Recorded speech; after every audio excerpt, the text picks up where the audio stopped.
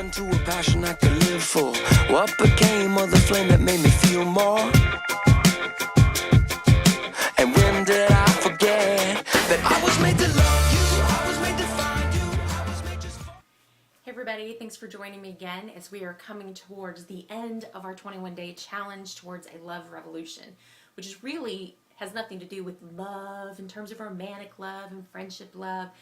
This is about how we can think differently about life and how we share love with other people around us.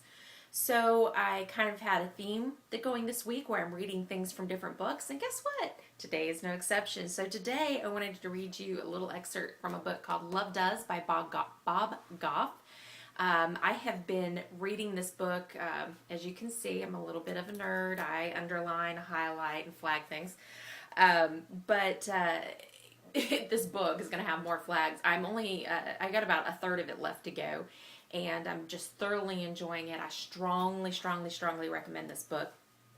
But I thought this was a good thought for today. So in the third chapter, he's telling us about this young kid named Ryan who he doesn't know. This guy just comes in and introduces himself and asks if he can borrow Bob's house, which sits on a lake, to propose to his girlfriend. And this goes on for a series of a few days. He comes back and he has more ideas and wants to do it on a boat and have fireworks, and it just expands and expands because to him this is the love of his life, and he needs to, in order to become engaged, he's got to show her all of this great stuff to explain his feelings. And so this is kind of Bob's remark to this that I thought was summed it up, the learning lesson from the chapter.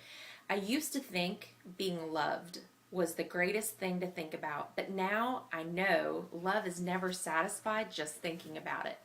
Because see, love does, and that's how it rolls. It multiplies, it continues to grow and to expand and to become something new. And this is the summed up part I wanted to really share with you. He says, after watching Ryan lose himself in love, it reminded me that being engaged isn't just an event that happens when a guy gets on one knee and puts a ring on his true love's finger. Being engaged is a way of doing life, a way of living and loving. It's about going to extremes and expressing the bright hope that life offers us, a hope that makes us brave and expels darkness with life.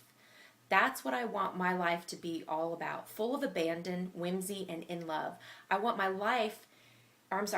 to be engaged to life and with life.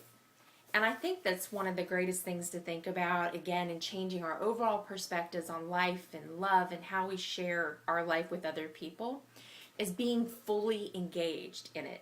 You know, yesterday I talked a little bit about the hurry and this sense that we just have to constantly do, but by doing that we miss out on these moments in our life. We just leave a wake of dust and dead minutes essentially behind us with no value that we've taken from them.